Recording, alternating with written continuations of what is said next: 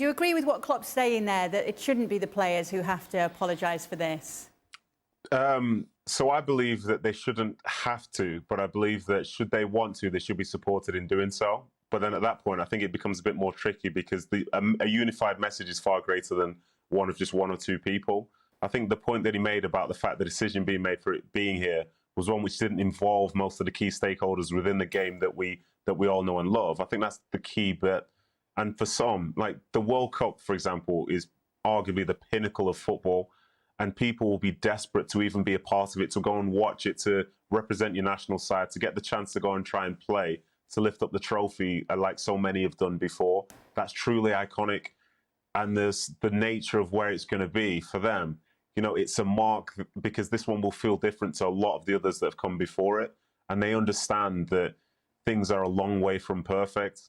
But then the other side of that coin is they're desperate to play for their countries. They're desperate to get the chance to go and play at a World Cup, desperate for a chance to try and win it. And for so many, you know, for us, we're watching this tournament. This might be the last time you see Lionel Messi, Cristiano Ronaldo, Lewandowski, people like that, Luka Modric playing at the World Cup. And for them, you know, that's what they wanted the focus to be.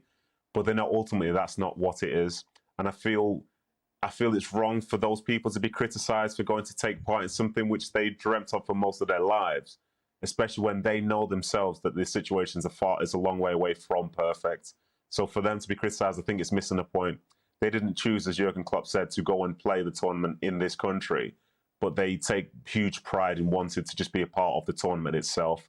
I think there's going to be a lot of eyes on this tournament, a lot of questions asked about why it was here in the first place, a lot of questions asked about why it's going to be run the way that it's run. And I think there's going to be a level of accountability which will be levelled at FIFA, and they'll have to answer these questions because the stakeholders of world football, you know, whether it's the fans, it's the players, sponsors, so on and so forth, they really want to know why this is happening now and why it's happening here. And even if Qatar put on a good show, the fact is it'll be different to the ones that came before, and that ultimately isn't what people want. So I think this is a very significant World Cup for many, many different reasons. But I think to point the finger at the players and say, you're not doing enough, I think that misses the point. They understand what's going on.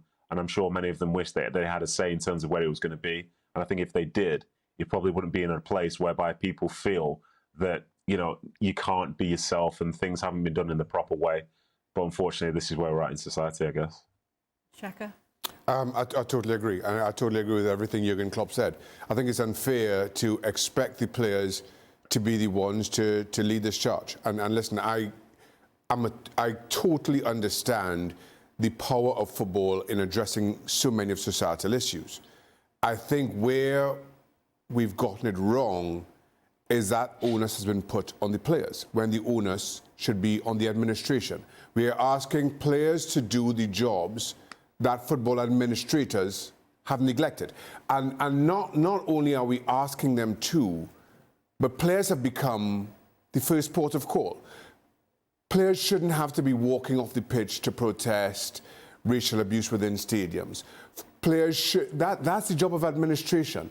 Players shouldn't be having to take these types of actions when the administrators put them in that position.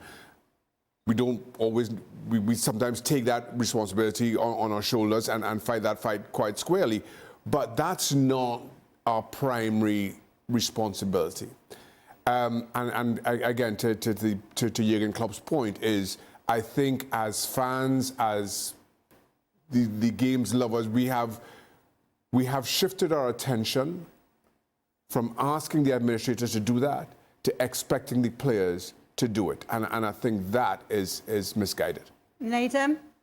Yeah, I was going to say as well, one point which came to me as Shaka was speaking, is that some of the protests and statements that players have done in the past, especially in the recent past, they've been given with the support of the governing body.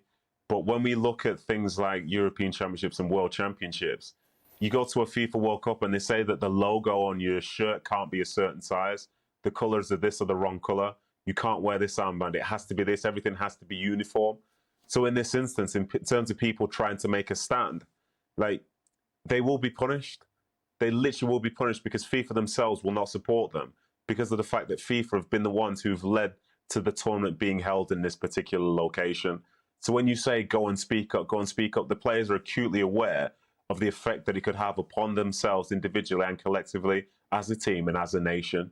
And ultimately, that is another one of the big issues, because you know that they will not get support for FIFA in terms of protesting where this World Cup is, because it was FIFA themselves that decided this is the best place for it to be. Well, thank you very much for watching ESPN on YouTube. For more sports highlights and analysis, be sure to download the ESPN app. And for live streaming, premium content, and let's not forget as well, ESPN FC 7 days a week. Subscribe to ESPN Plus.